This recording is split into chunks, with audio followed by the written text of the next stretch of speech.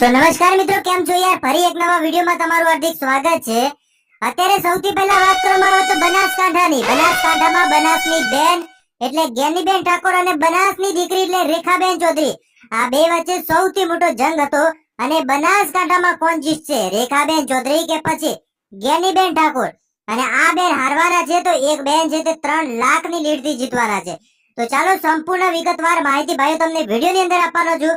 તમે ખાસ વિડીયો છેલ્લે સુધી જોતા રહેજો કે બનાસકાંઠામાં કોણ જીતી રહ્યું છે. હવે સૌથી પહેલા વાત કરવામાં આવે તો મતદાન વિશે. તમને ખબર છે કે બનાસકાંઠામાં પણ મતદાન સારું એવું થયું છે. અને સૌથી પહેલા મતદાન વિશે વાત કરવામાં આવે તો વાવ વિધાનસભામાં 68.80% જેટલું મતદાન થયું છે, જે ચોંકાવનારું મતદાન છે. એની સાથે સાથે થરાદમાં રેકોર્ડ તોડ મતદાન થયું છે.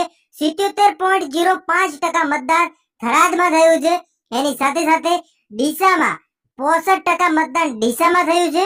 તો એની સાથે સાથે દાંતામાં 68.50% જેટલું મતદાન થયું છે. હવે જે તમે આ 4 વિધાનસભાની બેઠકો જોઈ હતી એમાં રેકોર્ડ તોડ મતદાન થયું છે. તો આ રેકોર્ડ તોડ મતદાન ઉપરથી આપણે આખું ભાઈઓ ગણિત સમજવાનું છે. અને આ ગણિતના માધ્યમથી આપણે સમજવાનું છે કે ખરેખર બનાસકાંઠામાં બનાસની દીકરી જીતશે કે પછી બનાસની બેન જ્ઞાનીબેન ઠાકોર જીતશે. કયા બેન કેટલા લાખની લીડથી જીતે છે. ચાલો સંપૂર્ણ વિગતવાર ભાઈઓ તમને વિડીયોની અંદર આપવાનો છું. તમે ખાસ વિડીયો છેલ્લે સુધી જોતા રહેજો. એની પહેલા નવા આવ્યા હોય તો વિડીયોને લાઈક